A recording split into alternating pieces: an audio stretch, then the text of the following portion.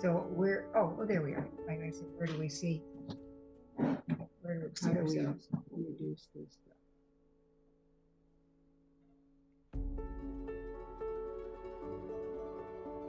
Oh, shoot. That didn't work.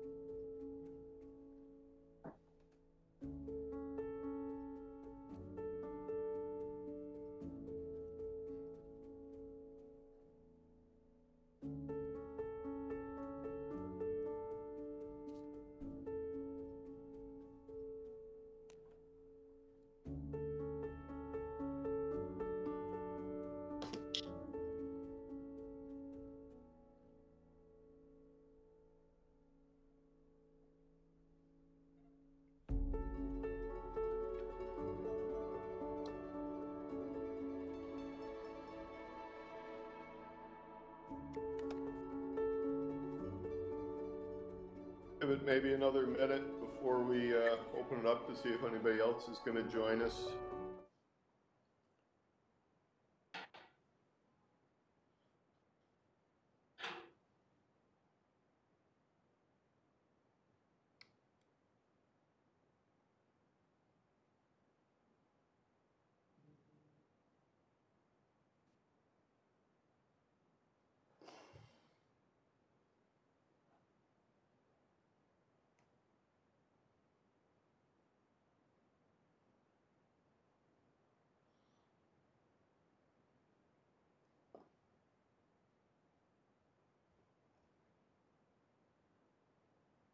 Yes, Mayor, we have a couple people on the line with us with some technical difficulties. We're trying to get them on, and then once we do, we'll let you know. Okay, perfect. Give it a few more minutes.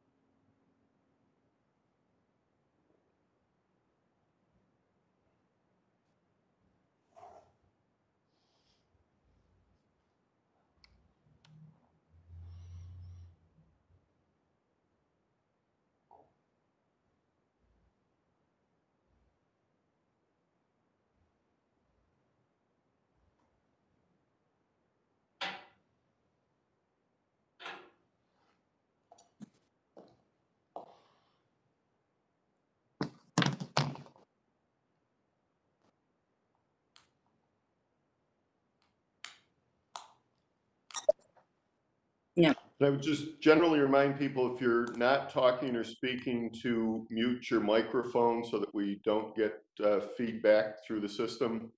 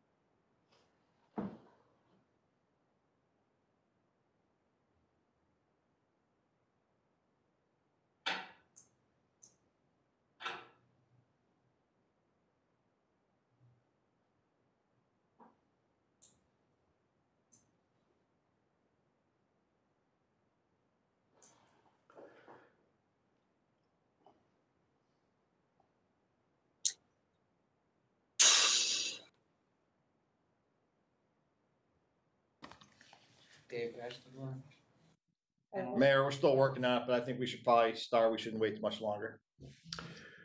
Okay, just Just want to give a quick welcome. I want to thank everyone for being on the call, for taking the time to participate in this. Neighborhood leaders, community leaders, appreciate your time and effort that you give every day on behalf of the city. This is a exciting project that we're undertaking. It has the ability to improve the community, strengthen it, and we want people to respect the police. We want police to be viewed as community leaders. As I tell recruits when I hire them, I expect them to earn that every day. And with that, I also just want to thank Jason Benitez too, in terms of moderating this and the work that he's done in kind of guiding this whole process. With that, I'll turn it over to Chief Clifford for any remarks that he may have. Chief? Thank you, Mayor. Tonight is all about the participants on this call, so please speak freely and openly, and we're interested to hear what you have to say. The steering committee should be on, and we have members of the audience on. And of course, if you have any questions for us, we will be happy to answer them. It's primarily about everybody here as a participant. And with that, I will turn it over to Jason. Thank you, Jason, for this and for your opening. Thank you, Mayor, and thank you, Chief, and good evening to everyone on the call. I really appreciate all of you being with us tonight. Just a little bit of housekeeping, and then we'll get right to the discussion. So for emotional, spiritual, or other support on the call tonight, if tonight's discussion brings up anything for anyone, we do have Reverend Kathy Gorman Coombs on the call, who has agreed to stay after the call's over in case anybody needs to connect to debrief or discuss anything. In addition, the Office of Community Services of Schenectady County has offered support for anyone seeking assistance for mental health. Though the line is not staffed after hours, voicemail can be left and they will follow up the next morning to ensure that any individual seeking services is connected with proper services. And their number is 518-386-2218. Again, 518-386-2218.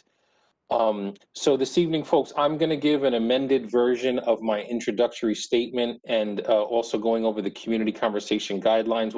We'll briefly touch on a few of those. We won't go over them in much extensive detail. We found that, the first call, we were just trying to get our feet under us, and a lot of the housekeeping and introductory kind of things really took up a lot of time that we wanted to really devote to the conversation. So with that, I'd also ask you all on the call this evening, the way this is going to work is after I give my brief introduction and go over the conversation guidelines, I'm going to throw out a series of questions associated with a number of different topics you've received via the email invite for this evening. You received both the agenda and the questions and the guidelines, so you can feel free to read along there.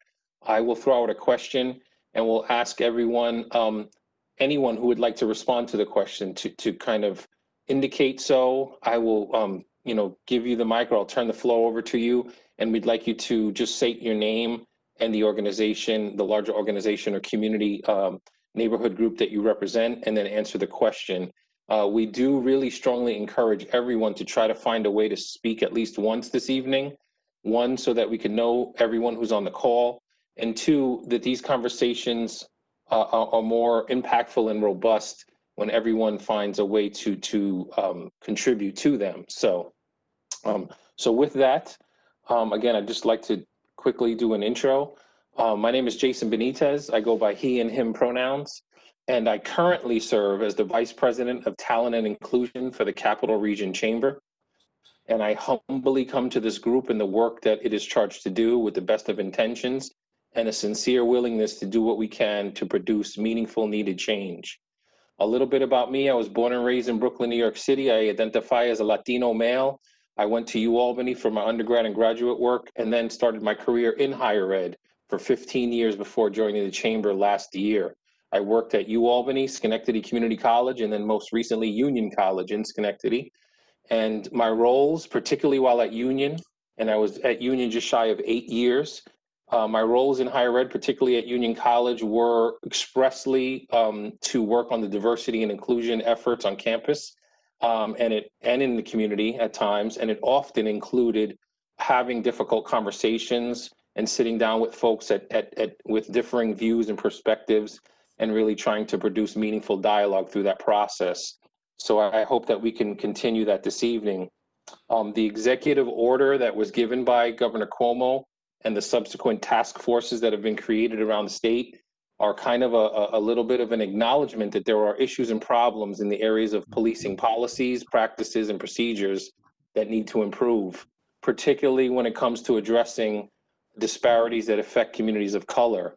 So we're here to really move that mandate forward. And while we know that no one task force can really tackle all of the issues that are out there, we hope that with community input, that we will produce a set of policy suggestions with the community input that can hopefully lead to policy change and will be adopted. Just, for folks that may not be aware of the timeline, we are going through this round of community conversations and collecting input in both written and oral fashion. And a report will be produced. There will be a period just after the new year where that report will be made public for public comment and viewing.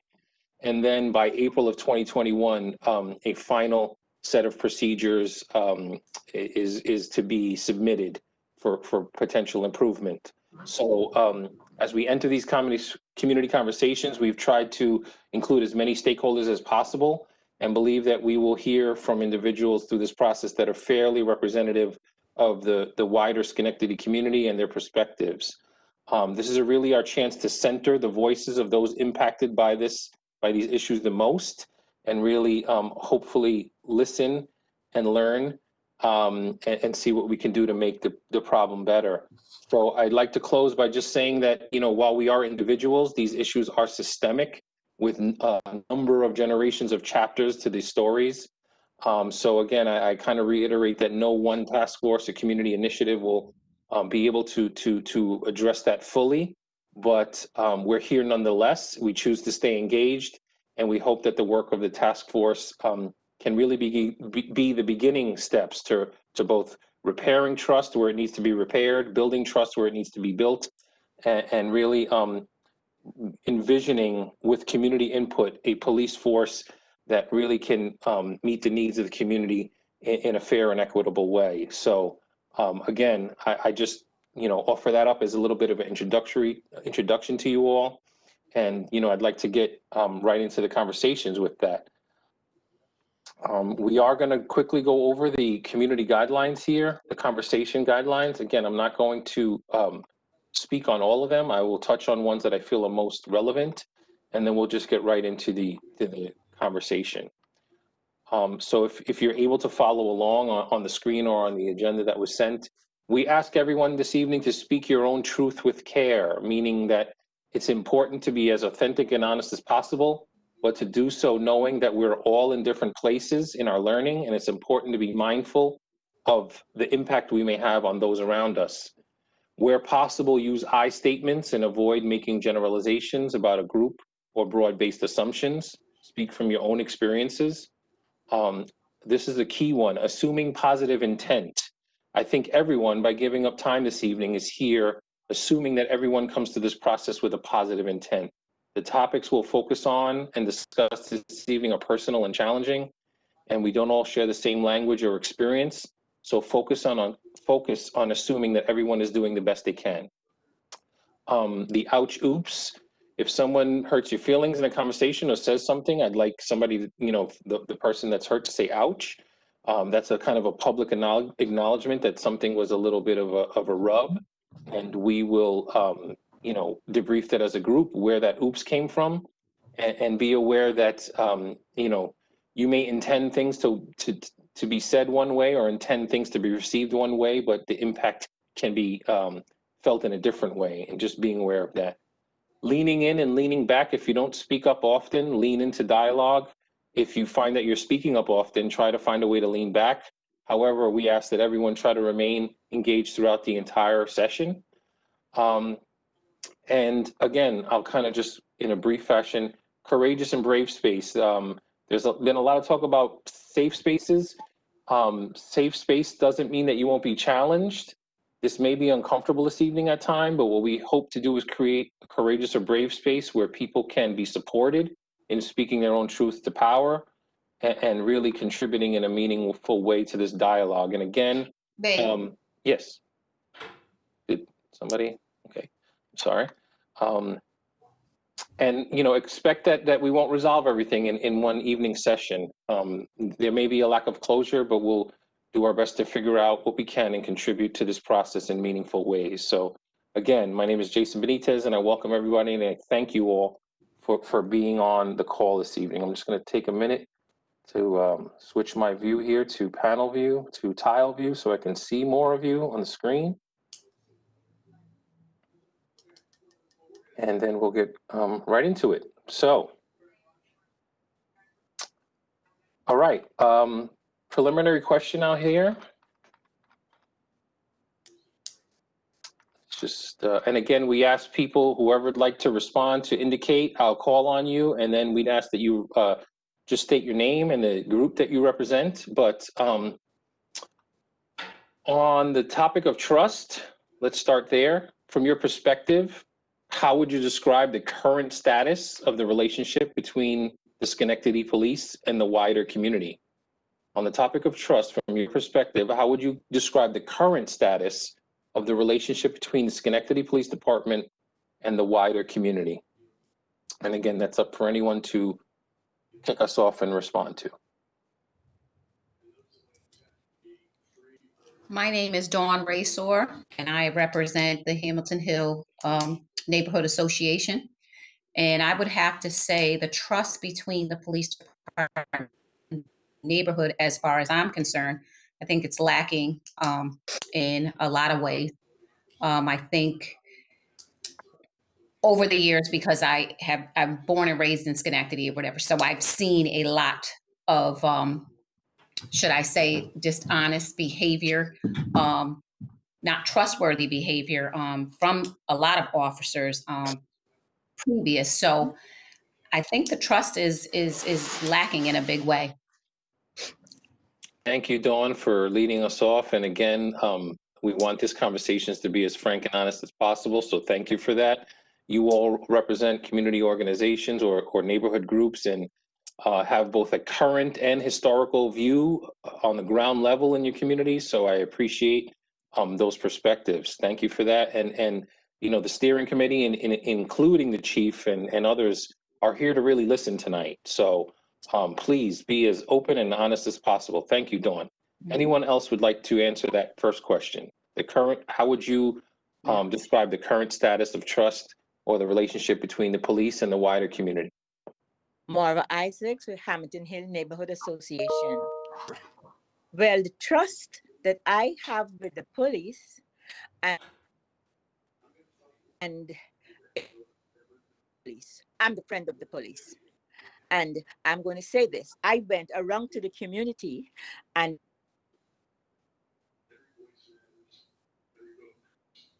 Oh, Marva, your sound is coming in and out a little bit. We lost the audio there.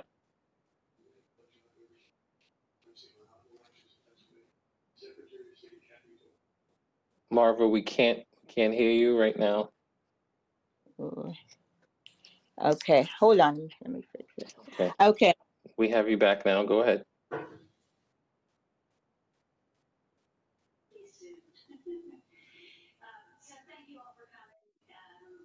Marva, can you hear us? We can't hear anything. All right, we will make an attempt to come back to you.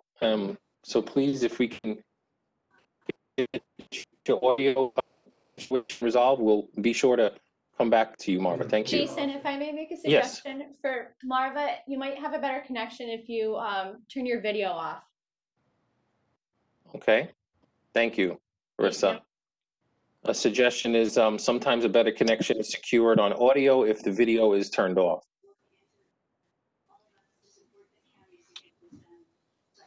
Okay, we'll come back to Marva. Anyone else would like to? Oh, okay. Would anyone else like to respond while we can see if Marva can get back on? I would. Yes, please. All right, my name is Jim LaPointe. I'm with the Woodlawn Neighborhood Association. Although Woodlawn may not be considered diverse, the neighborhood I live in is quite a diverse neighborhood. In fact, on our street of about 8 families, I'd say we are the only, I wouldn't say, I know we are the only white family on our block. So I've had an opportunity to talk to my neighbors. And, I have not, of course, this is Woodlawn, which is not Hamilton Hill. I have not received the type of negative feedback towards the police that I'm hearing from some of the other neighborhoods. I'm not saying that doesn't exist. I'm just saying in my neighborhood that doesn't seem to be the case. And so I'll just leave it at that. Okay, thank you, Jim. Maybell, is that you looking? You got to unmute yourself there. I still think she's trying to speak to them. There you go, Maybell, go ahead. Well, I'm representing the Stockade Association, and I've lived in the Stockade for 18 years, but I've also lived in other neighborhoods. I lived in Bellevue for 14 years, and I raised my children on Hamilton Hill, where I lived for 17 years. And I can say that there are very different perceptions of the police, and I believe behavior from the police toward different neighborhoods. I reached out to my neighbors, talking about 25 people so that I would represent them. And they talked about the fact that in the Stockade, they feel that they haven't had negative interactions with the police, primarily because it's a white middle-class neighborhood, and they are also. But as one of my neighbors said, I do read the papers, and a number of people talked about the fact that they find the manner of police intimidating, and the fact that they only see police in cars. Police are never on foot or never there to talk to you, to make a relationship with you. And there was really a consensus among my neighbors that they felt very strongly about stressing community policing and all the things that that involves. Thank you. Where possible, we would ask folks to give, examples, if you can speak to any specific ones, or as much background support information as you can, because we really want to try to focus on tangible things that are going to tangible, actionable items that we can use to make policy and procedure better. Do you want me to add to that then? Please. That wasn't directed specifically at you, but please go ahead. To some of the things that people talked about. They talked about those black cars with the blackened windows allow the police to see you, but you can't see them, and it's a total division. They recommended that there be foot patrols, bicycle patrols, more very concrete kinds of relationships that you could have with the police. So I thought I'd just add that. Yes, thank you, Maybell. And just for the record, we do have research partners at the Finn Institute on these calls, and they are our note takers, and they will be helping with the report. So anywhere that you can really point to, as Maybell just did, tangible things that can change for the better, that'll give our research partners, insight as they produce the report. So anyone else on the topic of trust and how you would describe the current status of the relationship between the Schenectady police and the wider community? Okay, Good evening. Yes, Julia, and then we'll come to Janice. Julia, and then we'll come to Janice. I'm a member of the Goose Hill Neighborhood Association. I'm a native Schenectadian. I've lived on Avenue B since 1960. My mother and father, my six sisters and 2 brothers, we all grew up on Goose Hill. Now, my relationship with the police have been always positive. I've worked several years with the DARE program. I've never really had personally any bad instances with the police. My concern is a quality of life for my neighbors in the Goots Hill area. And I'm talking about quality of issues like the noise ordinance. Now, some people might think that's not very important, but I just retired in July as a teacher. But before my retirement, there were many nights I'd go to bed at night and I'd hear music 2 o'clock in the morning. That's very disturbing. And not just for me, but for also the other older neighbors in my neighborhood. So it's quality of life issues. Individuals walking their dogs and not carrying pooper scooper bags, feral cat issues, drivers speeding, dirt bikes. Those quality of issues that I think are very important. And a lot of people might think they're not serious issues, but they are. Some people would always say, Holcomb, you're never around the summer. I said, if I can enjoy my summers in Schenectady, I would stay in Schenectady. I said, but my quality of life is sometimes different from other people's quality of life or different neighborhoods. Okay? And our neighborhood's an aging neighborhood. And so that's, and like I said, I've never personally had any bad relationships with the police. They've always been cooperative with me. I've always enjoyed doing programs, especially with the DARE program. I know other neighborhoods do have problems with the police. I think they do need to be addressed, and they may have a higher priority, but still, I think those other issues of quality of life, in some instances, I consider them to be a higher priority too as well. And I'd like to see the police take a little more positive action towards those issues.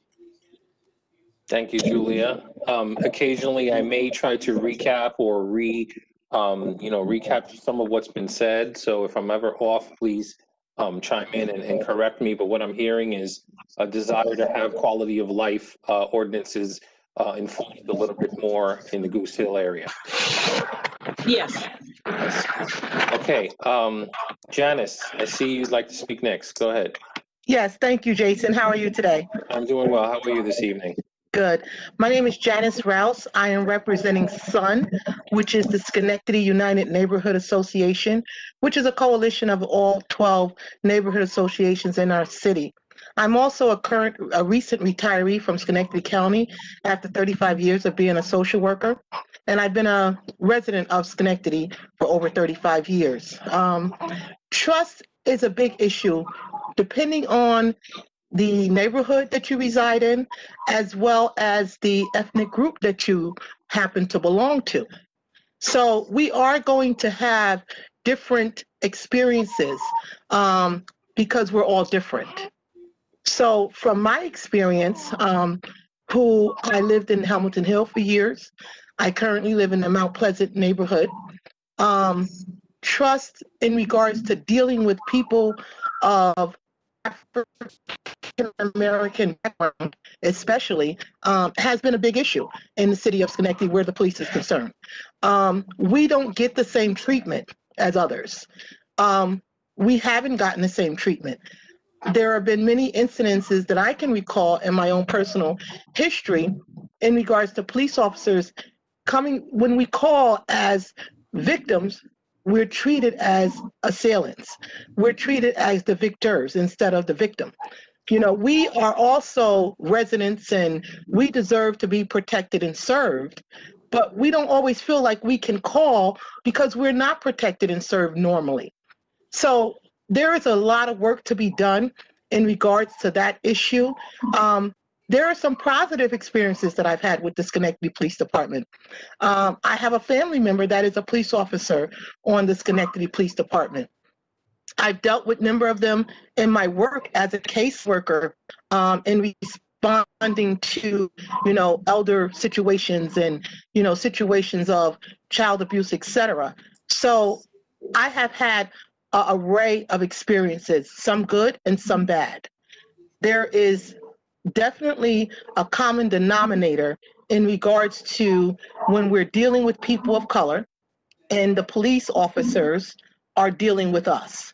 And that's where the trust breaks down, where I have identified and that our concern is. Of course, they're not all bad.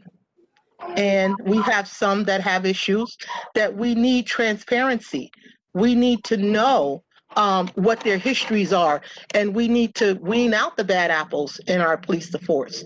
But we also need to be all treated equally, and that's where our breakdown is. And in regards to trust, that's what I would like to leave at the table, that everybody is not treated the same. Thank you. Thank you, Janice. I hear, ask you to put your thing back on me. I'm hearing issues of transparency and respect are trends there. So thank you, Janice. Yes, is that Harleen? Is that Harleen? Am I pronouncing that correctly? All right. You just have to take yourself off mute. Please, you have the floor. We can hear you. Oh, now you muted yourself again. Okay. Huh. You're good. We can hear you now. Okay. I want to introduce Chris Morris. She's from the Stockade. No, well, Chris, she's from Schenectady Landlords, and she's the one that wanted to make a comment. More than one. Please go ahead. It's Jason. Oh, finally, we're getting through. My name is Chris Morris. I have a dual role here tonight. And the reason I'm even wanting to be involved is because, number one, I am the director of SLIC, which is Schenectady Landlords Influencing Change, and I'm property manager of a complex on Front Street, on East Front Street. And I am an active member in the East Front Street Neighborhood Association for 20-some years. So I have been involved with the police in many respects, personal and meeting-wise. And I want to respond to some immediate experiences I have had personally. And our group, I want to say that we certainly have had interaction with most entities in Schenectady, and particularly the police department. Chief Clifford has been at our meeting, and those before him. And we, of course, as landlords and representatives of landlords, we also deal with the sheriff's department, which is very important to us in regard to all of our properties and evictions. So we have personal interactions with the police department. Now, I personally run this complex with 2 buildings, 12 units. I've been living there for maybe 25 years, 27 years, running the place for 10 years. Yeah, maybe even longer than that, 12 years. And then started SLIC. We got involved with all of the relationships with landlord tenants and the city entities. The police have had to come to our unit a number of times for a number of different reasons. And I personally have had to call the police. So I want to speak of that, because when you are in a dire situation where you feel you need support and you make that 911 call and then you anxiously wait. I personally have been accosted by some ne'er-do-well people. Tenant type people might be upset with something, or people coming on premise who have beaten down the door, want to get in and get at me or do damage. I have unfortunately been not involved, but been property manager when there was a domestic dispute. The police had to come, and there wound up being a death. And this is as extreme as it gets. I've personally been involved when someone was trying to move out and take things that weren't theirs. And I personally was interacting with them and need to call the police on 2 occasions. And we have a wonderful complex, a wonderful little neighborhood, but over 12 years, on and off, people have had to come on board, and it could be the police people. And they have always, I have to say, they have always been successful in quelling the situation, responding to the situation, helping us through it, whatever it took, asking, what do you want to do? Do you want to get a restraining order, or, what do you want to do with the most respect? And in the neighborhood, we always have a neighborhood meeting, as all the neighborhoods do, and the police do come to that on a regular basis. We have bicycle police who have come by. We have personal interactions with the police. So the trust and the response to our neighborhood, and we were multicultural. You know, even in our apartment, we've got all variety of people. So it is not based on the color of somebody or the background of somebody. It's based on what they're doing, how they're behaving as people. So I wanted to be sure that we were speaking out, or I am speaking out, and representative of our group and our neighborhood of police interaction that has been positive and good. We want to continue on with that, and certainly I like to see them. I want them to drive in and out, walking, riding, however they do it, because it's a security. So I've said a lot, but finally I was able to get out to say that. Thanks for listening, Jason. Thank you. Thank you. And just a reminder for those not on video, if you would like to chime in, we do have myself and folks keeping an eye on the chat room, and you can always just say, I have a response in the chat room, and then I'll call you even if you're not on video. So to that end, I see that I think it's logged in as a Ron Suriano, but I'm seeing that Elisa Suriano has a response to the question. So Lisa? Hi, Jason. My name is Lisa Suriano. I'm Ron's sister. I live at 144 Clinton Street in Schenectady. I moved down here recently. My brother bought another building, and I moved upstairs across the street from the Clinton Street pub. Talking about the noise ordinance, like Julia commented on, I totally agree with her. I work on the front line. I'm up at 5 a.m. in the morning when there's noise all night long till 3, 4 o'clock in the morning, carrying on from the bar. We have drivers who deliver food from Nico's who are zooming up and down the road here, coming up the wrong way of the road, speeding through the parking lot here.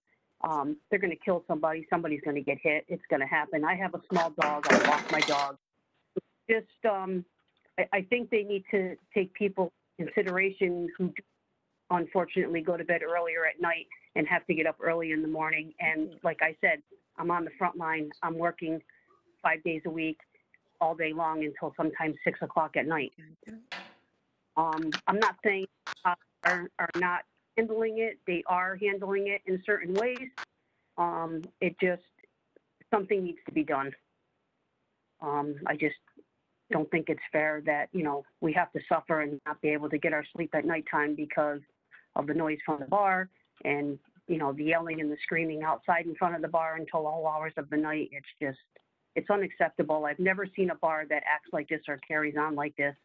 I'm 54 years old and I've never seen people stand out in front of a bar all night long, you know, yelling and screaming and partying like it's a social hour, you know, bringing their drinks outside and out in the streets and people coming out drunk, falling on the ground. I've called 911, was on the phone with the police department during the whole interaction that the lady got in the car, drove drunk. They told me they were sending an officer. No one ever showed up the whole entire time I was on the phone with the dispatcher. It's just concerning because if it was your child or somebody that, God forbid, they hit and killed because they left the bar totally intoxicated after they fell flat on their face on the ground, it's just a little, it's disturbing. Thank you, Lisa, for that perspective. Yes, who is that? Christine Moore, and then Marva, I think we have your audio back if you're ready to speak. We'll go to Marva and then we'll go to Christine. Yes, well, I'm the president of the Hamilton Hill Neighborhood Association, and I have no problems with the police department. None of them. The police are a friend of mine. They are my friends. Not all of them are friends because I don't know all of them, but those that I know, I have no problem with them. I went around into the community and asked the community what they think about the police and if they could write it down and give it to me, and they did. Most of them did not have a problem with the police. One woman had a problem with the police. She said she told the police that she's going to shoot somebody, and the police locked her up, and she was upset with the police. I am a friend of the police. I'm a friend of the sheriff department. I'm a friend of the fire department. I work with them, and because at this community, we need help in this community. It goes two ways. if you respect them, they will respect you. You know, and the police, when you see the police, you don't say, here comes the po-po. That is not respect. You disrespecting them right there. They're the police, not the po-po. Call them by their names. You know, I have no problem, and anybody have problems, they should talk with the police. Yes, we do need more police on feet here in the community. That's what we need, and there's no problem. If I'm sick and I call, they will be here. They come. You know, I have some friends there in the police department. My head hurt me, and they're here. So I do not have any problems, and most of the community here, I have all the letters that they sent me. Most of the people in the community don't have any problems with the police. Thank you. Can I say something to that? Thank you, Marva. And yes, who's that responding? Dawn Raysor. Yes, please go ahead. Okay, Miss Marva, we belong to the Yes. same association or whatever. And so I do know that you do have a personal relationship with them. But I also Yes. know or whatever that you are 70 some odd years old, which quite a few people are a little older. And I'm not discounting your age or anything like that. But when I get to be 70 some odd years old and I'm 51 now or whatever, I don't have any run-ins with the police per se now. We are talking about the community as a whole. This isn't just about, one person. Yeah, of course you have a personal relationship with the police. They come and eat at your house. They come and put up, handicap signs around the corner from your house or whatever. So it serves you to be friends with the police. And I'm not saying that I'm not a friend of the police or whatever, but let's be honest. They have not always been the best to the community as a whole. It is all nice and fine and well when everyone says, oh yeah, well, when we call them, they respond and they're so pleasant and they're so nice. The two women that were on that are on the call, they live on Front Street. Front Street or whatever, yes, the development may be diverse, but it is in a better neighborhood per se. The guy that said that, he lives in Woodlawn and all of his neighbors are, minorities. My mother lives in Woodlawn or whatever. And that's all fine and well too, but that is a totally different community. As a whole, there is not a whole lot of minority representation up there. And I believe when they come to the Hamilton Hill community, it is a whole totally different animal. They look at us like we are subpar, like we don't work, like, oh, these people stand on the street corner, which some of them do, which goes back to the quality of life that people are talking about, because we deserve the quality of life that everyone is talking about. I work, I get up at 5 a.m.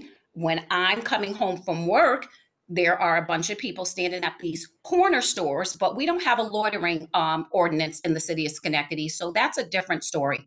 So when we are painting pictures of all of these rosy things that are going on in different neighborhoods, the perspectives are going to be different depending on what neighborhood you come from. And I come from here in Hamilton Hill, born and raised. My uncle was the first Black police officer in the city of Schenectady, Arthur Cheers. My brother lost his life in the Schenectady Police Department, lockup or whatever. So am I a little concerned about what we're saying here? And especially from you, Miss Marva, because you do have a personal relationship with them above and beyond anybody on this meeting. So for you to say that everybody, yes, you do have a personal relationship, but this is about everybody in the community. This is about the whole Hamilton Hill, Woodlawn, all of the representation or whatever for all good of everyone. That's just like saying or whatever that you can be, they can police one way in one community and police another way in another community. No, they're here to serve everybody and to protect everybody in the same manner. Yeah, but Thank you for that. Oh, okay. Thank you for that comment. We're still on the first question and we're only an hour in, and I kind of don't want to go down the path of personal back and forth. So I appreciate that diverse response. And I think it points to the importance of why we have multiple different geographical areas from Schenectady represented on the call, as well as, different backgrounds. So I'd like us to try to move on. I did see that Christine, Kinley, and Ellie had their hands up to this question. If you three feel you have something to add that wasn't contributed to this question, I'd ask you to please go ahead and raise your hand and respond. If not, I would like to move on to a new question. Yes, Christine.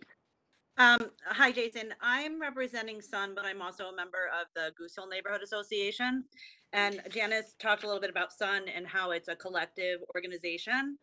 I just want to talk about the neighborhood association's missions, which might, give some background. They kind of align with what the police department does. Our role is to enhance the safety and security of the neighborhood, promote cultural and social activities, preserve and improve our parks and public spaces, abatement of public nuisances, promote community interest, and represent before government and bodies our collective concerns. So as a Sun member and as a neighborhood association member, we have relationships with the police department. It's in Chief Clifford's presentation slides. We're an essential organization that works well with the police department. They come to our meetings regularly, maybe not enough. But there's also that piece that Goose Hill specifically tried to address this summer, which was how do we diversify our neighborhood associations and make sure that we're having these conversations and getting the inputs of all of our neighbors. So systemic problems are existing in other organizations as well. So in terms of adding, I just wanted to add that Goose Hill is diverse and that it has an upper portion, and this was pointed out in a survey that we did with our neighbors, and it has a lower portion.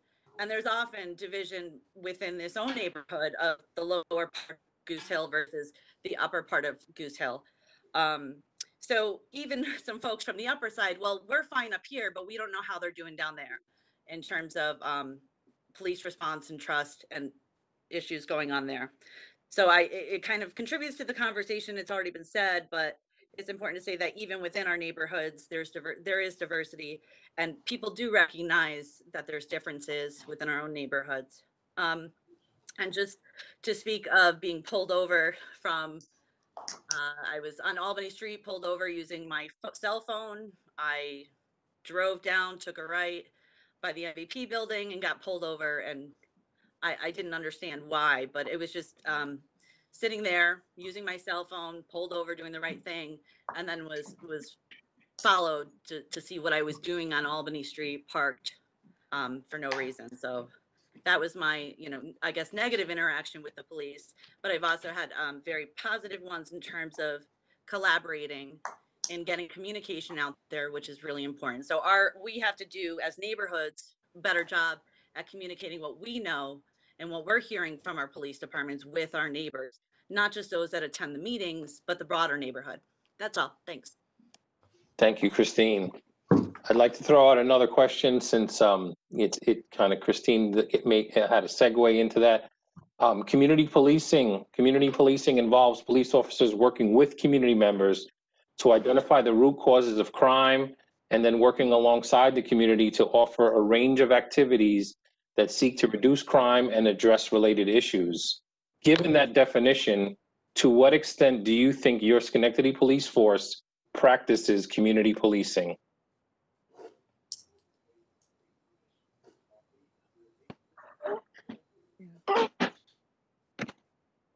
Hi, Jason. Yes.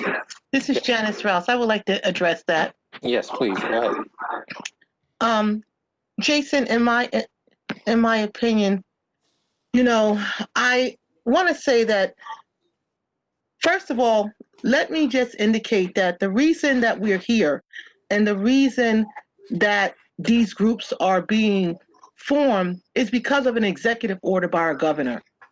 And the governor basically passed that executive order because of the disparity of treatment among Black and brown people in the state of New York. That is a fact. That is not something that, we're just here because, yes, we want a higher quality of life. We want to be able to go to sleep at night so we can get to work in the morning. We don't want to have people loitering around our homes at 5 and 6 o'clock in the morning. Those are real issues for some of us, but there are realer issues for others.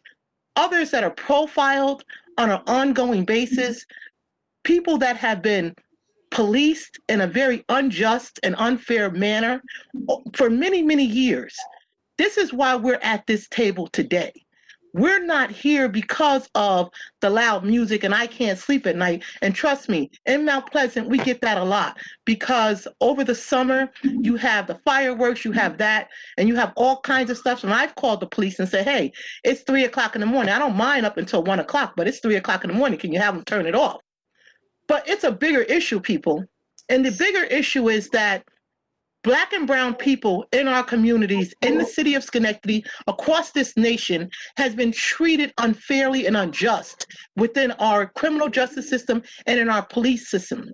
So when we talk about, community policing and things of that nature, one of the issues is that our police force does not represent the community in which it serves as far as the diversity. You very rarely see police forces that look like the community in which they serve. There is very few minority young people on the police force. As I indicated earlier, I do have a family member that currently is a police officer in the Schenectady Police Force. He's probably one of 10 out of 180 employees or more. And I may not have the statistics correctly, but I can tell you that it's not enough. So when we talk about community policing, we have to start doing things that are going to get young people of different cultures to join the police force when they graduate from high school or they graduate from college. They have to be willing to, and so how do we do that? How do we create a connection with our young people so that when they finish high school or they finish college, they might want to be a police officer. When you talk to a lot of young minorities, they'll tell you, I don't want to be a police officer because all their experiences has been very negative with the police officers. Most of their experience, I shouldn't say, I would not, and I do apologize, take the word all out. But a lot of their experiences has been negative as they grew up and they've dealt with the police officers. I have a 28-year-old son who goes to work in Colony every day. And when he came out of college, he said, Ma, I go to work and they stop me at least 5 times in 10 days. It got to a point between Schenectady and Colony, he was stopped maybe 8 times in 3 weeks. So I finally called the police chief and said, hey, you know what? They're just profiling him. And finally, a Niskayuna police officer says, oh gosh, we stopped you a lot of times, man. I'm so sorry. We're going to let you go. He drives a Lexus, not a new Lexus, a 2010 Lexus. But he has dreads. He's a 28-year-old man. He comes from Colony to Schenectady. So these are kind of the experiences that our young people deal with on a regular basis. The George Floyds, the Breonna Taylors, these kind of issues are real for our people. And I don't expect everybody on this call to understand it. But our governor has tasked us to accept and to deal with it because that's our reality. And everybody's experience is not going to be the same. And I'm very glad that everybody's experience is not the same. But the experience that our young people have and that people of color have in this Schenectady, city of Schenectady, this country, is what we're dealing with today and what has to stop. And that's what we're addressing today. That is what we're addressing today. I mean, at the real sense, I have so many experiences that I have a god brother who was killed by the Schenectady Police Department back in the 1990s. All right. He was killed and it was a big old case and so forth and so on. I can just tell you experience after experience that as a person of color, my experiences are going to be 100% different than Mrs. Harline Andres, than Mrs. Mabel Leon, than even yours, Jason. Okay? So today, but we're dealing with the experiences of Black and brown people in this community. So how do we fix and how do we get to a playing field that is equitable and that is equal? And until we get people on our police force that works in our police force, that works in the police department, whether they're police officers or not, that look like us, that have some empathy for the people that look like their parents or look like their sisters or their brothers, we're going to continue to have these kind of experiences that are not just. So I put that to the table to say that we can be here for hours and days and weeks and months, but we have to address the real problem. And the real problem is Black and brown people in our society has not had a fair share, and we're not treated the same, people. And enough is enough already.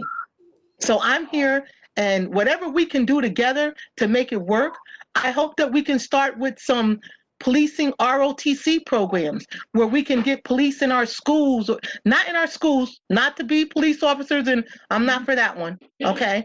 But somehow through community involvement and connection that our police officers can start a relationship with younger people that will help the younger people when it comes time to them graduating and whatever. They don't mind being police officers. They don't mind being firefighters. We have to increase the workforce so that our workforce look like our communities. They look like that community in Woodlawn where that it's a diverse community. Our police force doesn't look like that, people. Thank you. Thank you, Janice. Ellie Pepper who'd like to respond next, and then I have David Bachelder after Ellie. So Ellie, please, go ahead. Thank you, Jason. My name's Ellie Pepper. I am representing the Eastern Avenue Neighborhood Association. You know, my neighborhood is made up of a mix of income levels and ages, family types, races, ethnicities, educational attainment, owner versus renter. So I will say that it's somewhat difficult for me to speak on behalf of everyone in my neighborhood since as a white person, I just have a different lived experience than many of my neighbors. That being said, with the question about community policing, I don't think that the Schenectady Police Department has done a very good job of community policing. They're in cars, 85% of them, by the chief's own report in a previous meeting, don't live in the community, so they're not familiar with this community and with the people that live in this community. I think that there was a huge missed opportunity back in the beginning of all of these protests shortly after the murder of George Floyd. You know, I was happy to see that the police department did positively engage with protesters. It did my heart good. I felt positive about it. I thought maybe something was going to change, but you know, the department really missed an opportunity to build upon that goodwill, and instead refused to appropriately respond to 13 demands that were put forward by the organization All of Us very shortly after that and prior to the executive order. So they had an opportunity to really make a change very quickly. Not all 13 of the demands, but you know, really looking at those demands and really speaking to those demands. And in fact, the chief actually inflamed things by saying, as he's quoted in an article in the Daily Gazette on the 19th of August, he responded to a task force member who was from All of Us, saying that they were uncomfortable and didn't feel safe at the meetings, and by another criticism from All of Us about the slow pace of the investigation of Officer Palmer by saying, and I quote, "I am not responding to anything that group does or says. Their actions speak for themselves." And I repeat this really mainly not to be hypercritical of the chief. I just think that it is an example of the behavior of the police department that kind of really causes a negative feeling in the community about the reality of whether or not the police department is really interested in engaging in change, real change, and not just reform, but transformation. And I hope that this is going to happen and that these meetings are really going to make an impact and going to make change. And with that, I do want to just give a couple of suggestions that my neighbors brought to my attention as ways for the police department to maybe engage better with the community, especially around community policing. One person suggested that traffic stops be tracked and that data be collected on who is being stopped in order to really determine with data in the city of Schenectady, because as Ms. Rouse said, we know that this is a fact across the country. But let's get some hard data in Schenectady to see if there are certain groups that are being disproportionately impacted. Particularly with traffic stops was what my neighbor suggested. Another neighbor suggested keep doing the community basketball games, but there needs to be more publicity, more encouragement, and a pledge to some continuity. And that's all I have to say. Thank you. Thank you, Ellie. We're going to go to David B., and then we have Kenneth Brooks up next. David B., and then Kenneth Brooks up next. Thank you. My name is David Batcheldor. I'm representing the Upper Union Street Neighborhood Association, and just want to respond to the question about community policing. I don't think I've ever seen police officers on foot, at least not around my neck of the woods. I've occasionally seen police officers on bicycles, usually downtown. And as people have pointed out, that they're always driving by in their cars.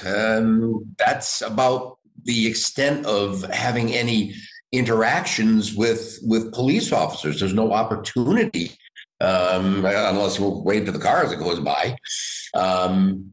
And yeah, I think that if you're not going to have that any other kind of visibility, then I don't know how you call it. I don't know how you call it community policing.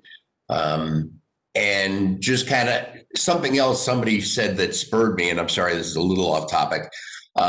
Somebody several speakers ago made reference to this needs to represent the community. And I was very struck in the Finn Institute, or whatever the name of it is, presentation, where they had all those pie charts and graphs and stuff. And the level of satisfaction with the police department looked pretty good. What I found telling was that there was no breakout. Who are these 1,800 people? What neighborhoods were they from? You know, it was just a lump of people, 1,800 people from Schenectady. Well, as has been pointed out, different areas have different experiences and different interactions with police officers, and I found that very disappointing.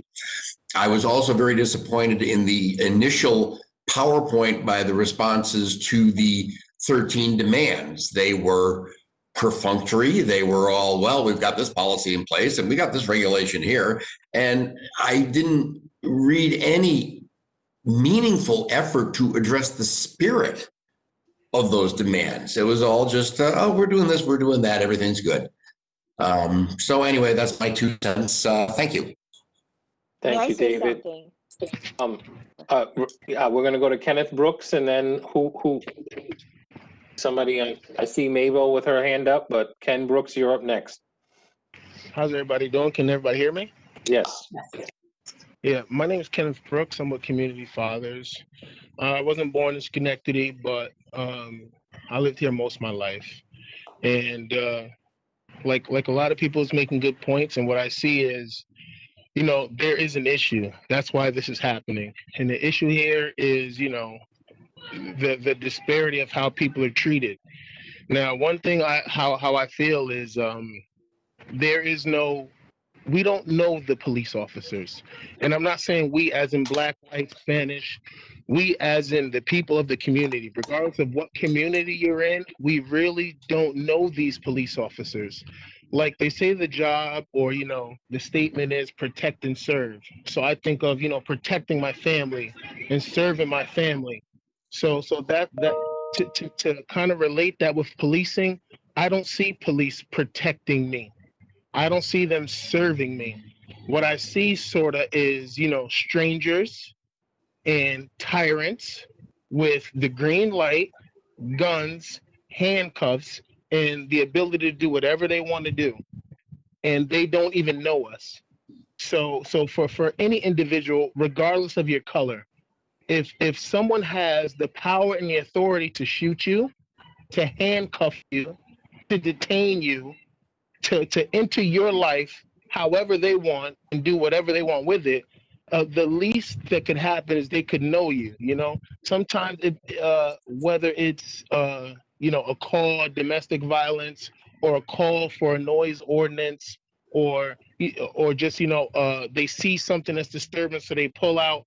It's always a stranger with a gun, and there has to be some kind of bridge between a stranger with a gun and me.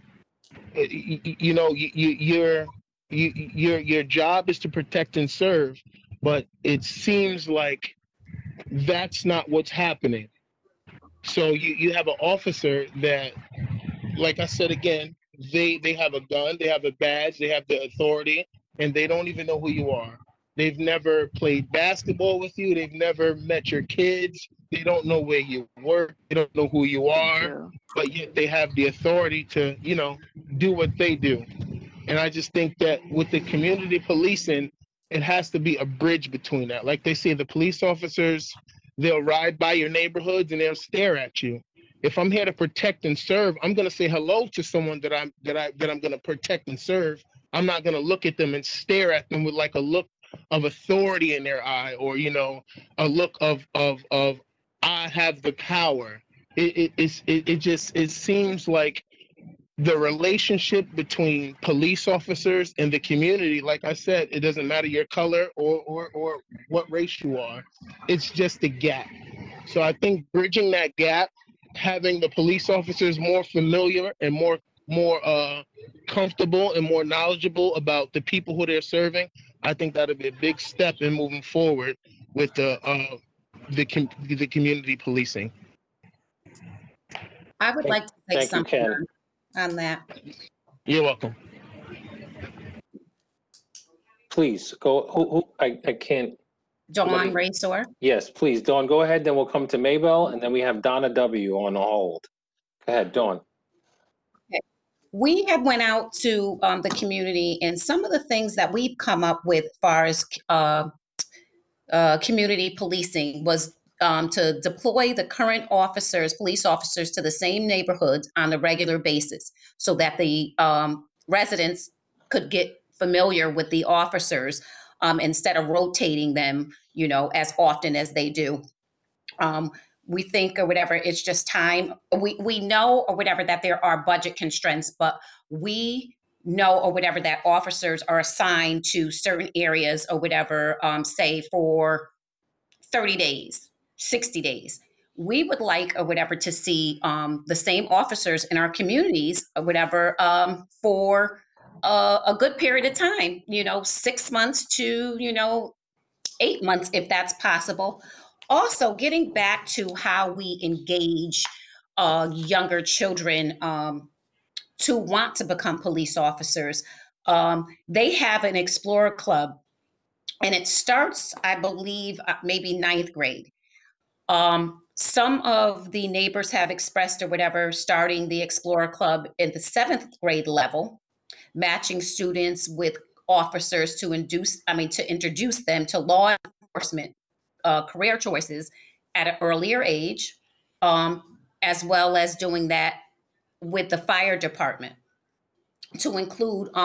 We were also thinking maybe, because I heard one neighbor say to me about the training academy, the police academy, to address the multicultural norms of that academy, how it needs to be more diverse. We hit on that. Also, as far as the college requirement, a couple of neighbors have bring up that it's 30 credits for people to join the police force, or you don't have to graduate, it's just 30 credits.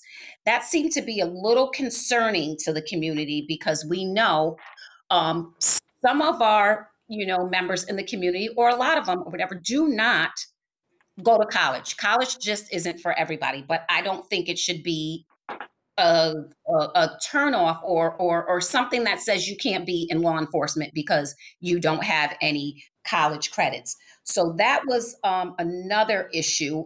Also, whatever, a couple of the neighbors said, okay, well, if they want them to go to college for a little while, why can't they join the force and go to college and take some credits, a little bit at a time, but being on the force, as well.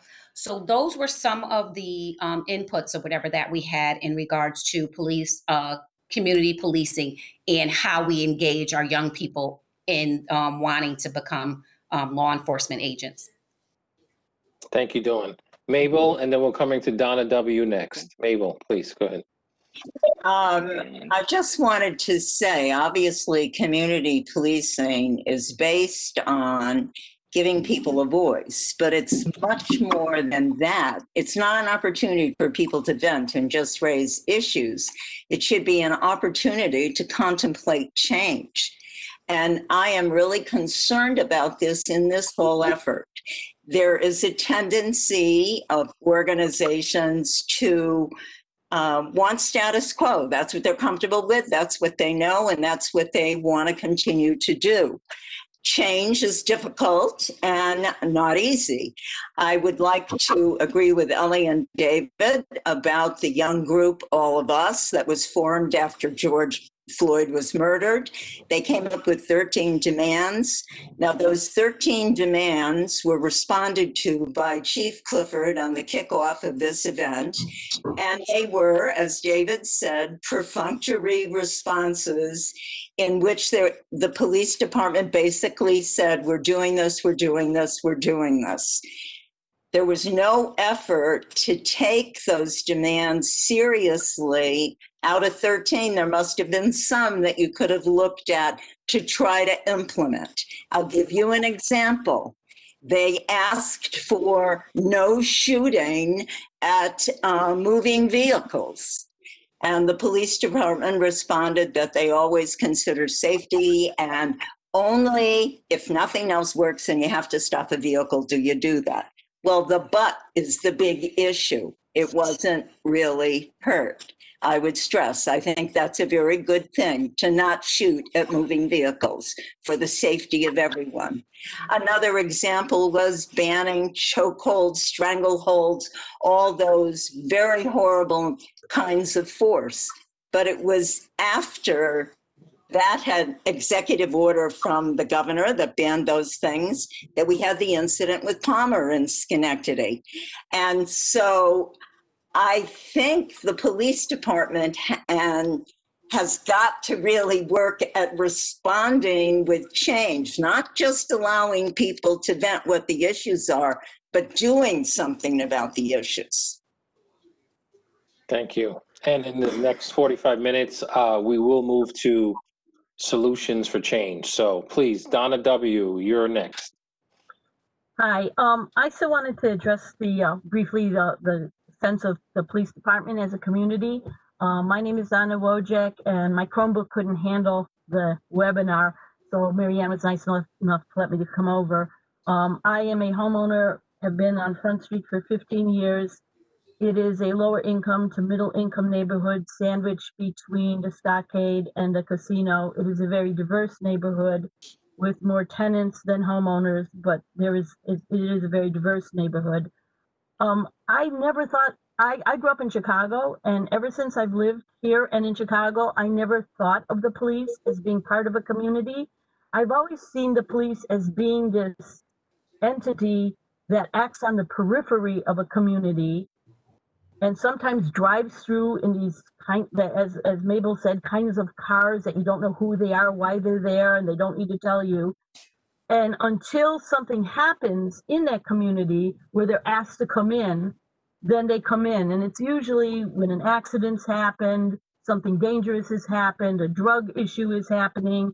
And that's often a very intimidating and agitating situation for the people who live in that community. And sometimes when police officers come in with an intimidating kind of stance, or sometimes even just the look of the police officers with those big belts and that, when a person's under stress, that can be unnerving for some people, and it would probably be so I've never seen them as a member of our community. And when I take my dog on a walk, I have a young dog and I take this dog on walks all the time. I stopped and asked many people of all races in my neighborhood, and I just got quizzed. I asked if anybody had bad situations. I didn't get any responses from that. But when I asked if they saw the police as a member of the community, I just got quizzical looks from people like, I don't even know who the police are. They could not tell you any names. And I think what's happening is between the police and the people in the community, the people in the community don't see police as individuals. They see them as the police force. They see them as this unit, just like the police look at people and they see a neighborhood of Black people or a neighborhood of white people or neighborhood. They're not seeing individuals either. They're seeing this larger group. And I think it would be really wise maybe for both parties to work more on the human end of seeing each other as people. And there could be maybe even something that they could think about, like having a liaison person in a neighborhood that works with a liaison person in the police department, where people in the neighborhood have a person they can contact, an individual, where they could say, this is what's happening in my community, how can it be addressed? And that liaison police officer can become a real live individual person to them, saying, I hear you, I see you, I'm listening to you. And I guess that's all I have to say. Thank you, Donna. Okay, before we move on to the next question, we have one more person, Ron, who would like to speak to this most recent question. Ron, please go ahead. Hi, everybody. I'm Ron Soriano. I own a couple businesses downtown here in Schenectady, and I know some of you guys that I'm listening to have neighborhood associations in other areas of the city that I would love to reach out to some of you to talk about it. One of the things, our downtown is thriving with residential, and that's one thing that we don't have down here. So we don't have a neighborhood association because primarily downtown was littered with more of businesses as opposed to residential areas. So as I'm listening to some of the conversation about certain areas that are needing certain police presence and things like that pertaining to, colors of people's skin and everything else. And, we can't disregard things that we're having issues down here that may not relate to other neighborhood associations.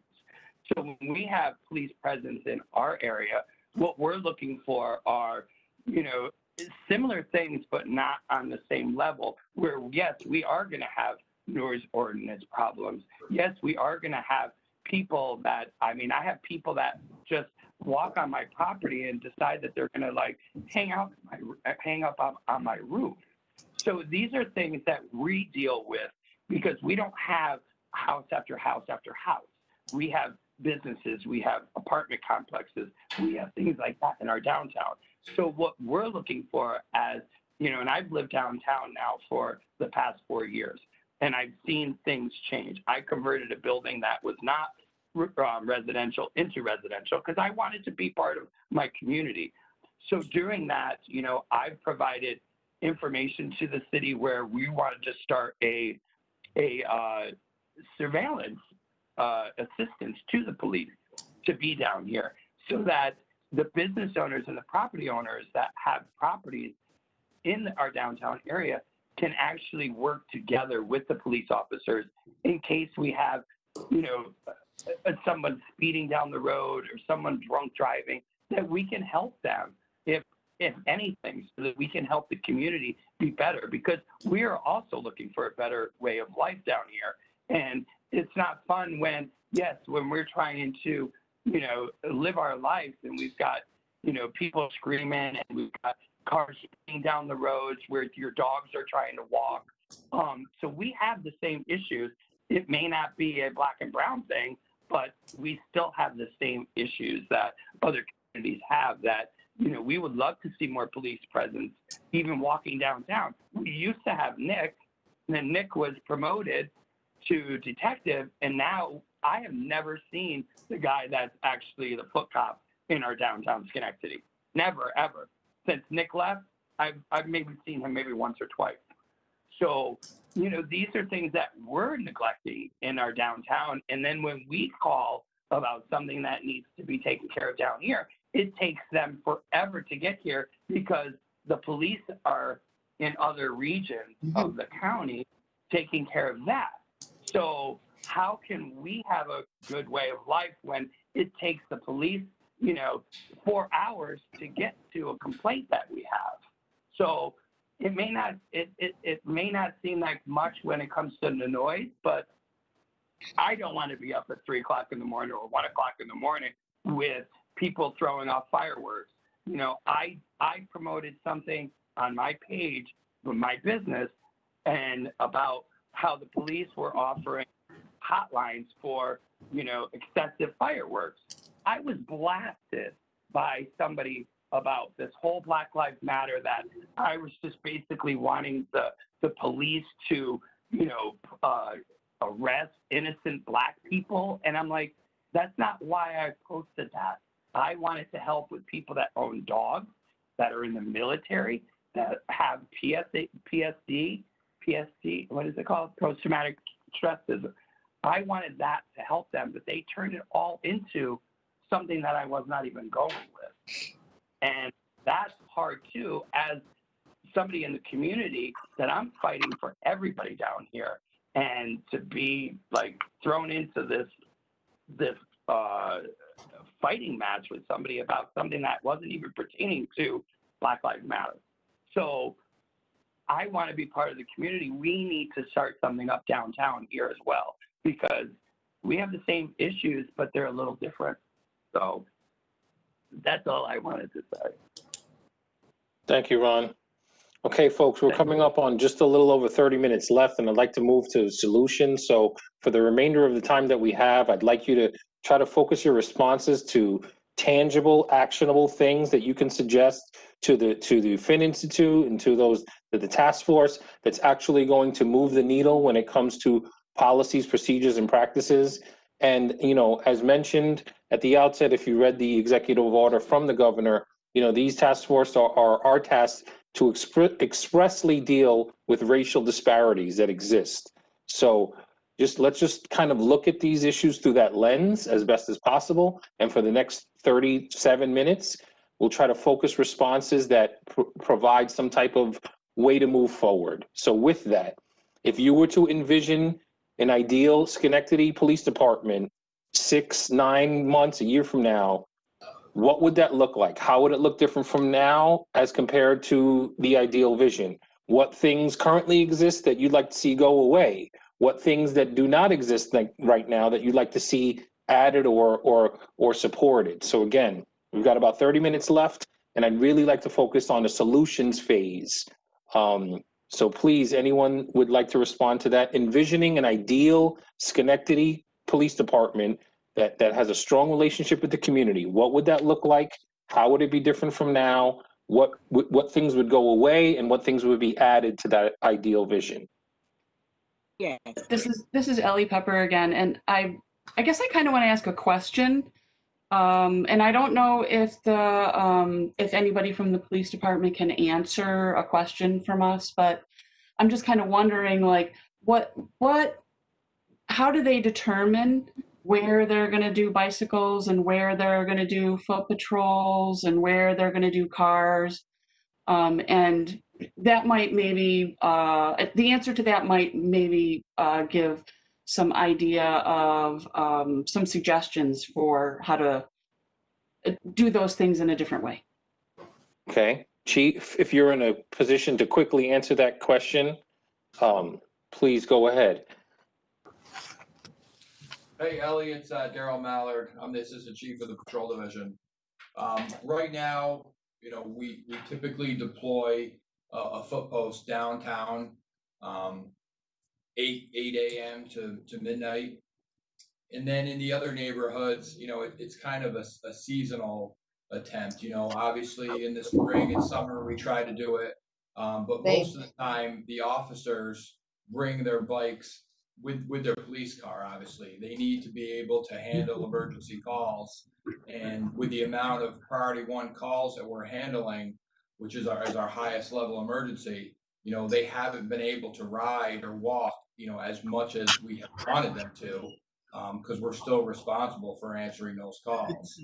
So, obviously we try to get out there as much as possible.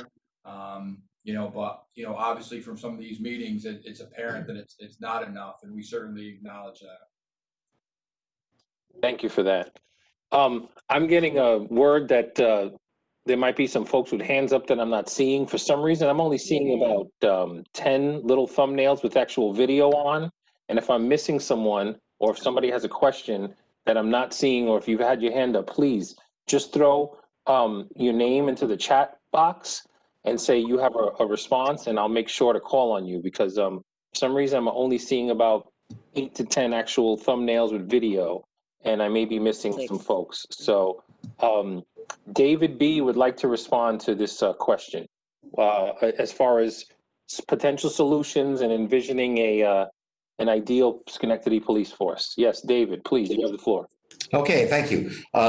First thing I would say, and this is going to sound kind of negatory, but I would like to have a better sense that this process is being taken seriously. As I said earlier on, the 13 points were addressed in a very unsatisfactory manner. And in fact, the opening meeting was, to me, was just, slapping the Schenectady Police Department on the back and saying, attaboy. And not to say they aren't doing great stuff. I'm sure they are, but I didn't feel like there was a sense of, okay, let's get this together and start seeing what we can do to make it better, because there are obvious disparities between various individuals in various neighborhoods. And like I say, the 13 demands, come on, respond, say, give me a response that I can, that helps. The second thing is the whole community policing thing. As I said, I don't think I've ever seen police on foot. Rarely on bicycles, and that you can't get to know them in a squad car going by.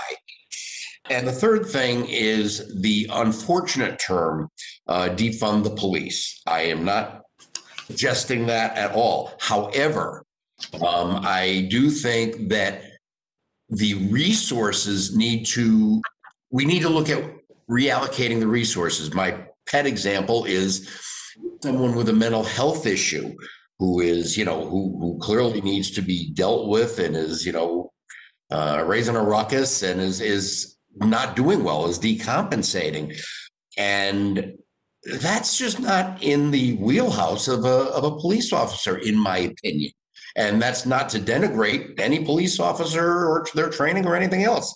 You need somebody whose expertise is indeed mental health issues to try to de-escalate the situation. And I'm sure there are a lot, somebody talked about domestic violence, housing, people, downtown who are, somebody was talking about somebody falling down drunk. Well, maybe the police aren't the best people to respond to those kinds of calls. And I think resources may well need to be reallocated so that police can focus on what police are trained to do and what they should do. So that's my 2 cents, and I hope that's helpful. Thank you, David.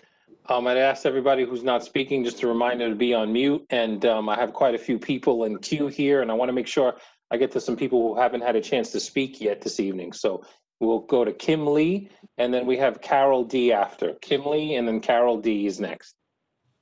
Hi, Jason. Thank you so much. I have a question. I'm just wondering if there have been any types of studies that have been done, and I'm not sure who would be doing it, on other police forces and, who were successful in building better trust and better community relationships.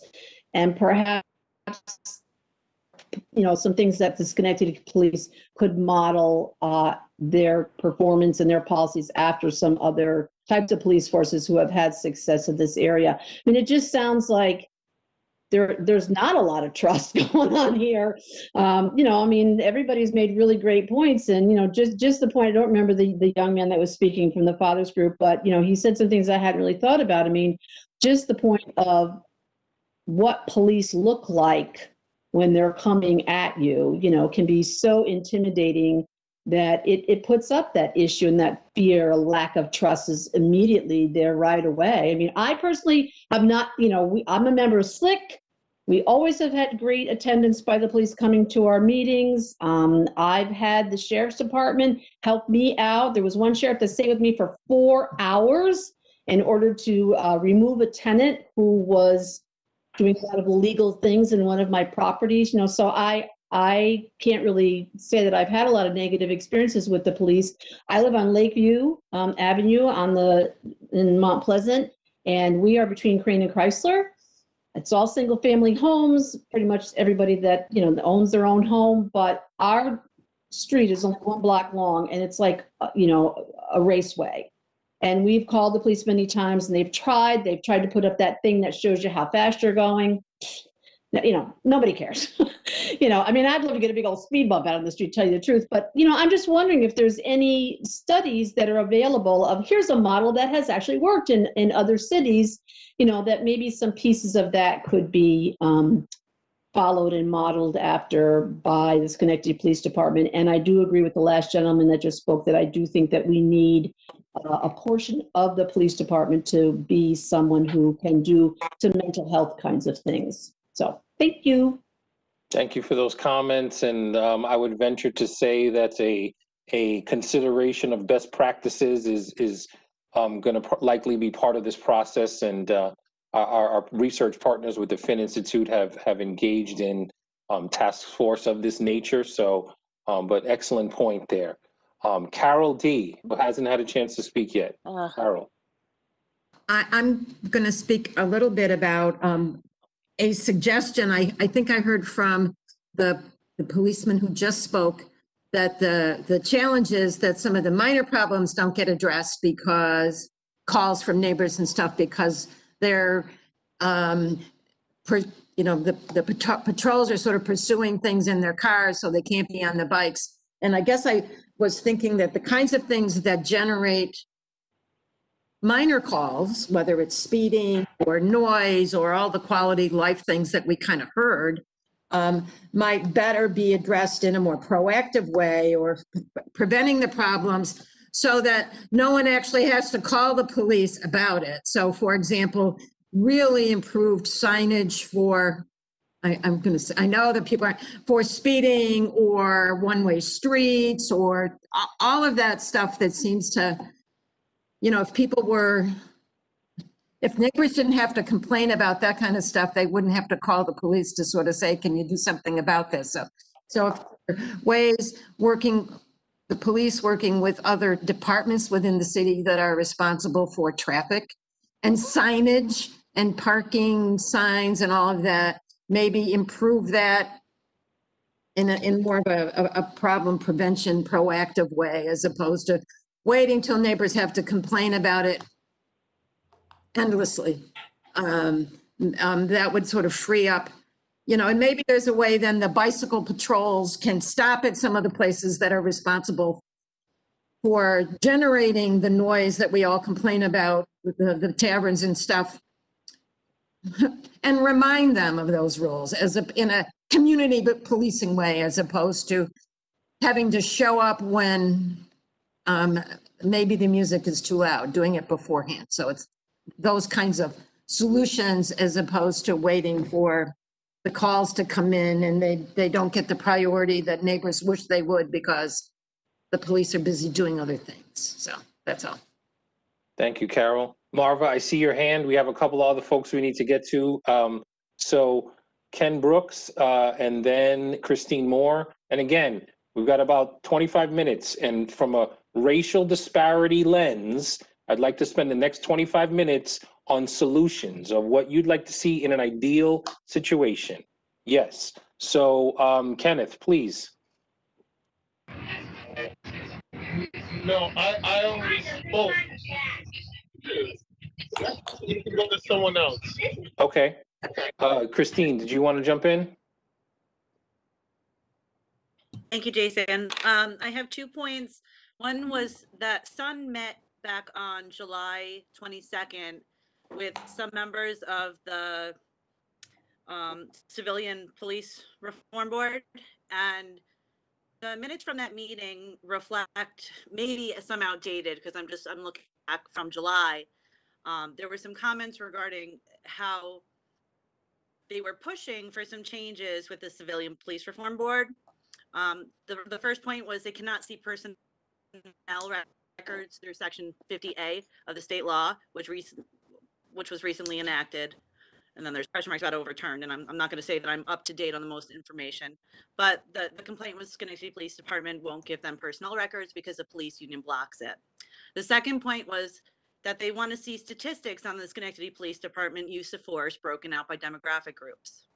The third point was complaints they see do not identify officers.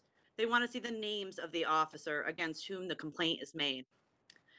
They have had trouble reaching a quorum in the past because sometimes the CPRB members don't attend meetings. They want to be able to have alternative members. And they're wondering if that's because of the amount of power that they have as a board. They want legal support from the city. No lawyers are assigned, and they sometimes have to sort through difficult legal issues. So these were, as a result of things that were going on, especially in July, of some, and Sun has a member on that board as well. So that's again how we're connected with the Civilian Police Review Board, and our members were reporting back to us, and those were what they were asking for in terms of reforms to the Civilian Police Reform Board. The second point I just will bring up really quickly is an example of, I'm sure the education meeting that you guys have coming up will be really interesting as well with the youth. And they will, I'm sure, youth will share their own ideas in terms of how to combat some of these issues. But Schenectady Foundation has been an integral part in the city of Schenectady in terms of providing in crisis throughout. I've participated with their youth summit that they do yearly.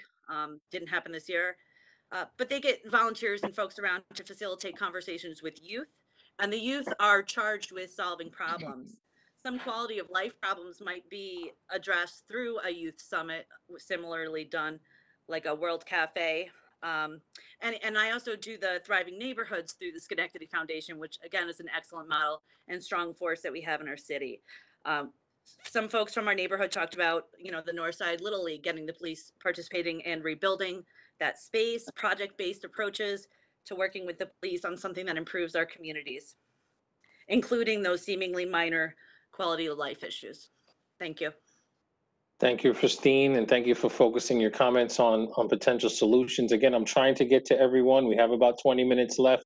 I'm going to go to Marianne, then Marva, and then I also see Jim's hand up, and Janice has a response as well. So first, Marianne, please. What would you offer to potential solutions that the task force can consider? Yes, hi, my name's Marianne Rossetto from the East Front Street neighborhood. To start out with, I don't just want to say I'm a little sensitive of the police because I have family members and friends who are cops, and I worry about them every day. And I feel that there are two sides to this story. I think the police are trying hard to make things better. They are receptive to changes and are working hard to make it right. But what we need to remember is that there is the two sides of situations. We need to work at seeing what the police are dealing with every day and what stress they encounter every hour that they're working. Take a minute and think about it. The dangers they face every day. Is that domestic going to pull a gun on me? Is that kid who is high on drugs going to charge at me with a knife? They'd have to make these decisions in a split second. With that being said, way back a few years ago, the police offered a civilian police academy, which I attended. And what it is that you learned what the specific jobs were of these cops in the police department. And we went on a ride along with them, and I felt it was very valuable. So maybe this is something that they should bring back to the community for the people in the neighborhoods, and also have a police academy for the younger children in the schools to learn what a cop does.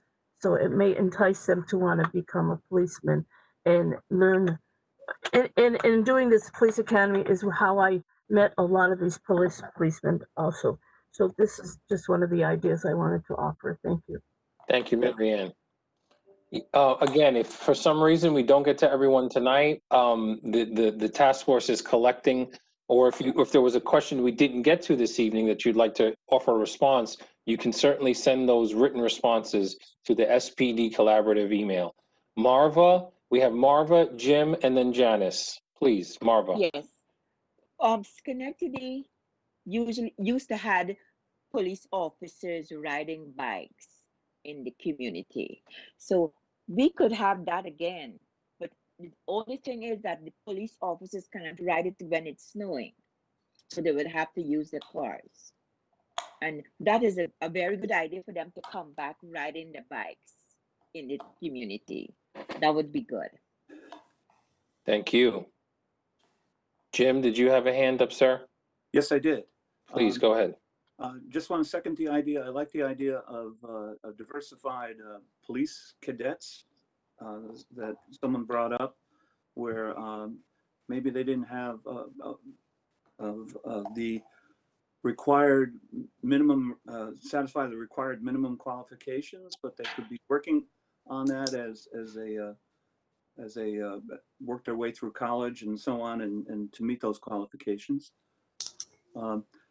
I also think that we need to have a crisis intervention team for some of the situations to de-escalate things without the use of force.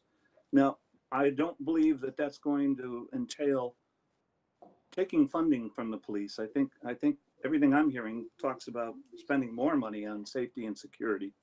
And I say that because the crisis intervention person is going to have to be backed up by police in case, for those few instances that the situation goes south, and you can't leave that crisis intervention person out there with their safety compromised. I also think that the city needs to respond to the 16 demands. I personally don't like the 16 demands, and I would hope that the city would respond to those. I would say I don't like most 16 demands. And I think by not responding, I think the city is, well, we've already heard that they're getting some criticism for not responding. So I think at times people are afraid to confront the all of us group. They're rather a strong, boisterous group. And I would hope that the city should one by one go in and address each one of those, whether it's already covered by something else, what can be done. But let's put that issue to bed.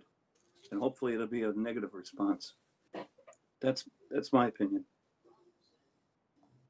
Okay. Janice, please. Hi. Yes, please go ahead. Yes. Well, I think that we could start, and let me just give a little bit more background, if I may. I was in the military for 15 years, and also as a social worker in Schenectady, witnessed a lot of stuff.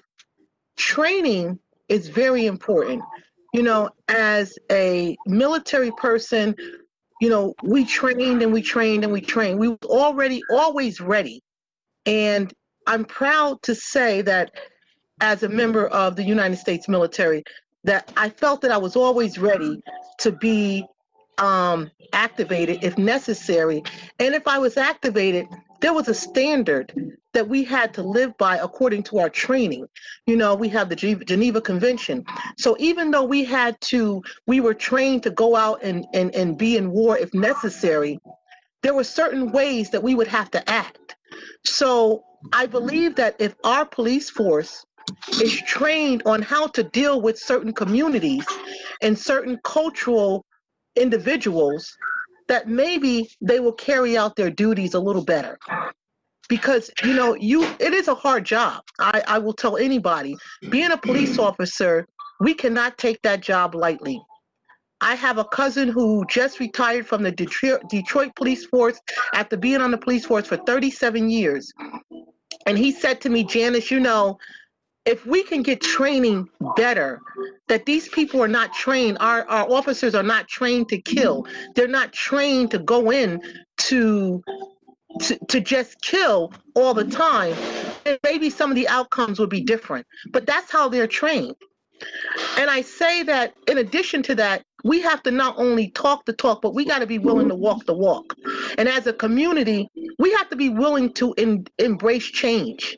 And there's a time, and right now, this is our opportunity for change. We need more, again, and I know I said this earlier, a diverse police force.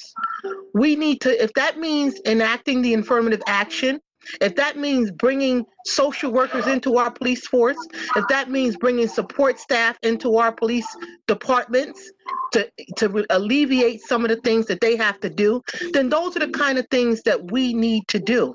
We also need to consider that when you are a police officer, you should be able to be identified when you're out there in the field. As a social worker, I carry business cards with me. And if I go into someone's home or go and greet somebody in the community, I was required to give them a business card or give them my name with the office phone number. It's very difficult sometimes to identify the police officer that you had an experience with, be it good or bad. So we need to be able to identify the police officers as lay people, and we don't have to worry about a badge number. Why can't they wear a badge with their name on it or carry business cards so that they can say, you know what? I know they don't want to be giving out business cards when they're arresting people, but we should be able to know that's Officer Johnson or that's Officer Leon or Officer Marquise. So I would suggest that one, we change the police officers, how they're identified in the community so people can know who they're dealing with. Two, that we have our police officers trained in a different manner and dealing with cultural sensitivity and dealing with how to de-escalate situations instead of escalate situations, and be objective instead of subjective because of their own personal experiences. And three, that we also look at the fact that, and I have to bring this back to somebody's attention. Someone said a police officer spent 4 hours with them dealing with a tenant situation. God bless, because you don't get that. If they're so busy, where do they get that kind of luxury to deal with a tenant situation for 4 hours in the city of Schenectady when we're talking about all of this crime? We also need transparency. We need our police officers and our police force and our departments to be transparent.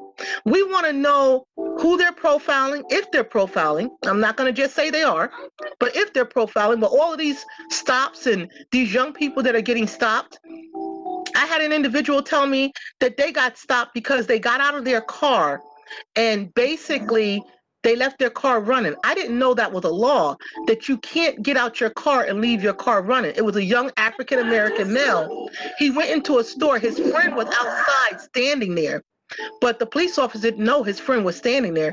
They actually pulled this kid over, went through his whole car and etc., just because he got out of his car and left his keys in the car. That doesn't happen in every neighborhood. So we need transparency. We need our police department and our community to be willing to embrace change, y'all. It's time that we embrace change. And I thank everybody on this call, everybody who is part of these talks, because if one of us is being treated incorrectly, then we all should feel the impact. And that's what's happening today, because that tells us the heart of our society. And I believe Schenectady has heart. So I'm saying the changes that we need to do, as I indicated, is to increase our force, make it more diverse, embrace our youth, get our youth so that they can be willing and ready to be enjoying our police force, etc. So I thank you guys for your time, and I thank all of you who are giving your time, and in the spirit of love, just thank you for your time. Thank you, Janice. We have about 10 minutes. And I'd like to really encourage remaining responses to focus on potential solutions or potential things to make this task force, produce a well-rounded report at the end. So about 10 minutes left and we're still taking responses. How would you improve the Schenectady Police Department? If we just wanted to put a simple, basic question out there, how would you improve Schenectady Police Department? 10 minutes left and we want tangible as possible suggestions. I would like to add a solution or a possible solution, Dawn Race, Oregon. I had hit on about the college credits, being 30 college credits for someone to join the police force. We would like to see using prior learning assessment for college credits instead of actual college credits, basically using, learning or whatever, and what you've learned or whatever assessments for in place of college credits. Also, Schenectady Police Department has a program called Schenectady Care Program. And it's a little disconcerting to me because that program is dealing with people that have addiction, drug addiction. But in order for them to actually use this program or whatever, they have to, if they have a warrant, they have to answer the warrant and then get treatment. I don't think that serves the community any good. And I'm not saying that they shouldn't be accountable for their actions. But if this program is designed to deal with drug addiction, then I think that should be the basis of the program, not, oh, if you have a warrant, then you have to, serve, or go in front of a judge and deal with this warrant, and then we will get you help. That is not, I don't think, helpful to our community because they have bigger issues outside of that warrant.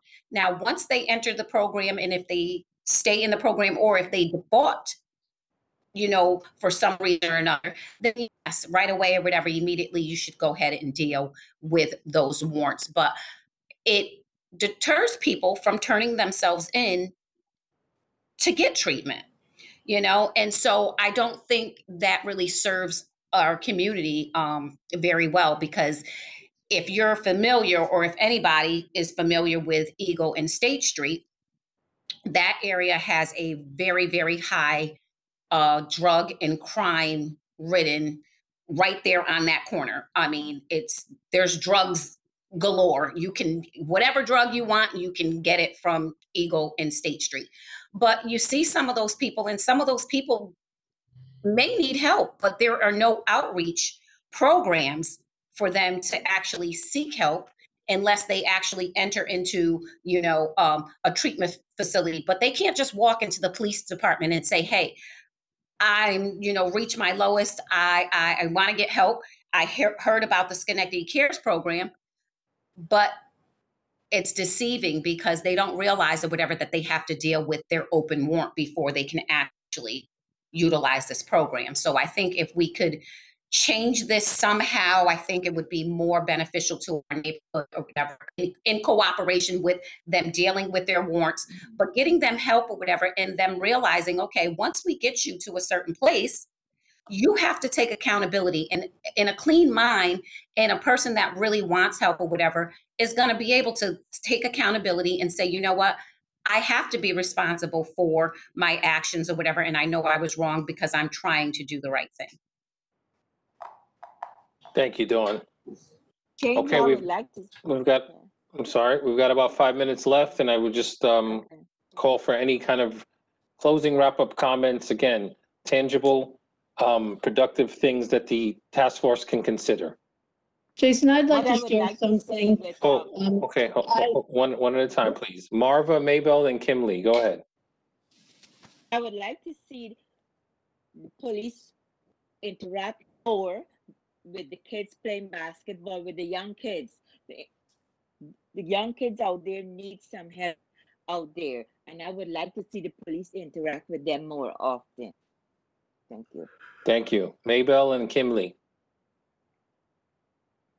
Maybell, You're still on mute, Maybell. Which is one of the most uttered statements of 2020. You're on mute. Do I need to do No, something? you're good now. No, you're good now.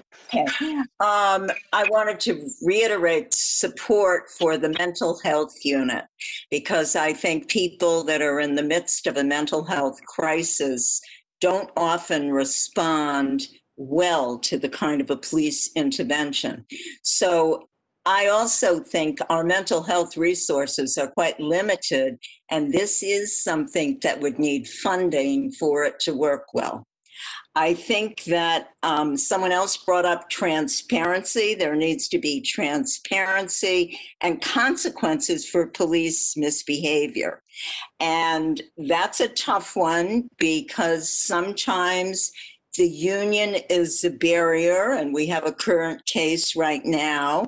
So I think this is an area that may need change because there does need to be transparency for transgressions, and it should also include when there's discriminatory language, when there's a lack of professionalism, any of those issues in addition to physical force or physical inflicted injuries. I also think there needs to be training for the police department to give them skills to learn how to de-escalate situations. I think most of the training is on how to use weapons and not on how do you de-escalate when you're going to arrest someone. And I think that's a whole set of skills. The other thing is training on bias, training, understanding the various cultures of people that live in our community, because you need to understand a community if you're going to relate to it. So often I think training is not that effective. So I think training needs to be experiential. People have to do things so they experience, and they need to hear from people of color in the community. Thank you, Mabel. Excellent points.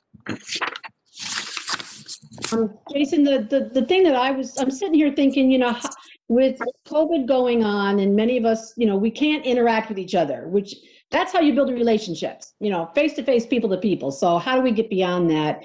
I don't really know if this would be possible or not, but, you know, maybe with today's challenges, a lot of people talking about training, building community, taking down walls. You know, maybe the only way we can really get to know each other is to get together on Zoom meetings. And I can't believe I'm saying this because I hate Zoom meetings, but, you know, find a way that we can do this kind of thing. Like all these people that, I mean, I only knew on here, 2 people on here, but, you know, do this kind of on a more regular basis and bring in trainers. You know, I mean, the police, yes, they need training, but so do the community members. You know, if we all participate in training together, we'll all learn together and we can make improvements together. You know, I don't think we can just say just the police should be responsible for building community. I think each one of us needs to be responsible for building community. So my suggestion is to consider getting some professionals to come in, maybe some social workers, you know, and help us all together on Zoom meetings, I guess, to start to build community and get to know each other better. Thank you. Thank you. Christine, I see you're waiting, but Junior hasn't spoken yet this evening. And Junior, if you'd like to add a comment. Good evening, everyone. I have a quick question. I'm not sure if this was ever done in the past with this police department or any other department. If we can do a survey with our officers and find out what issues they have when they come out in the community, how can we build trust? We're trying to get feedback from the community. We also, as a community, wants to get feedback from the police officers. Let's see what insight they have. How can they change something? What needs to be done inside the police department rather than just focusing on the community at large? Because we have to work together. It's all of us working together to build a better community for everyone. Thank you for that point, Junior, and I'll let everybody know that one of the community conversations actually is going to include public safety officers.